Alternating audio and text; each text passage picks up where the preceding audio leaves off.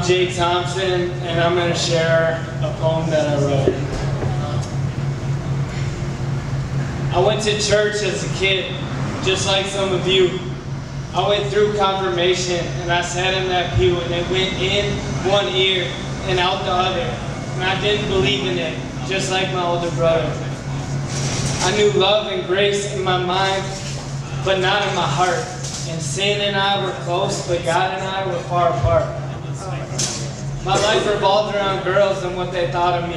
I thought sex equaled happiness. That's what they said on TV. And I let the media shape who I wanted to be and let temptation come near, but told God he could flee. I thought women were objects to be used for my pleasure, not realizing they're really God's precious treasure. And I did whatever I thought would be attractive, tried to look good, play sports and be active, constantly searching for a special connection, but always finding repeated rejection. Until that day, I thought my dreams had come true. I met a beautiful girl in a bikini that was blue, and I'd never seen a girl that looked this fine, and I knew she was the type that would let me cross the line. On the first date, it was mutual masturbation, and several months later, this led to a night of fornication. And I thought I was the man and wondered when I could get it next until my dad asked me if I thought about sex. And it turns out God, trying to keep me from my doom, used my dog to bring a condom to the middle of my living room. And God pursued me that summer and stopped me from making another big mistake. But I thought it was too late. My virginity was no longer at stake. And to make matters worse, what I thought was love had failed. She said goodbye and my life was derailed. But I remembered what happened where I sensed God's Holy Spirit. And I knew my only hope was to seek and grow near. And my mentor's friends and I started to study the Bible. It seemed like that was my only chance for survival. And I learned what it meant to be this man of God, how to follow all the rules, but that led me to notice all the other fools. And I saw how they drank, smoked, and partied, and I threw stones of condemnation, thinking I was a Christian because I didn't give in to the same temptation.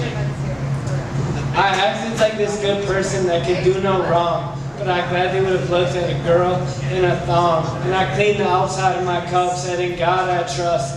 But I went home every night, and I struggled with lust, and I wore this smile, but it was really a mask. Well, I carried secret heavy burdens for mistakes in the past.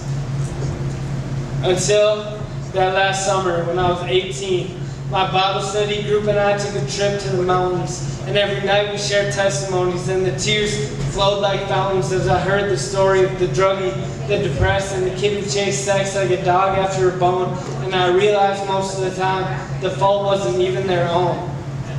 And I knew then how judgmental I had been. I had judged these people but kept secret my own sin, and it was there where I decided to stop carrying these boulders. And I confessed my sin, and the weight was lifted off my shoulders. And as I asked God for forgiveness and the tears streamed down my face, for the first time in my heart I felt His peace and grace washed over me like a pouring rain. All of a sudden I was a new creation without a single stain. And I knew then in my heart that Jesus had risen when He looked down at me and said, "My son, you're forgiven." And on that night I knew my soul was saved. I could stop chasing things I previously craved. And by sin and death I was no longer enslaved. For the path to heaven through Jesus Christ has been paved.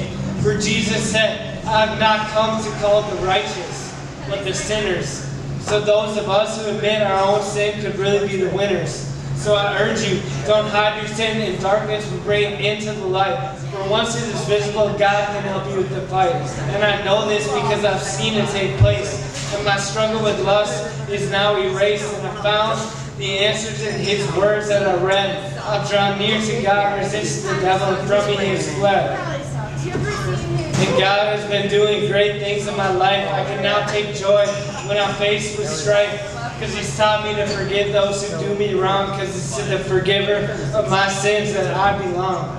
And He's let me forgive the one who needs it most, and that's me, because my debt was paid when He hung on that tree.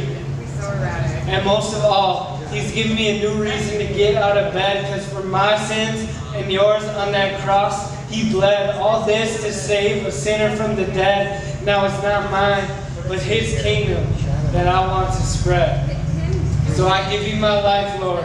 Take control, because you said life in you is life to the full. In my life, I now have just one goal: to help others find the peace that I have in my soul. So I urge you, give your life to Jesus Christ. It's freedom and salvation, because He died on the cross and He rose for you, His most precious creation. I know, sometimes it gets weird.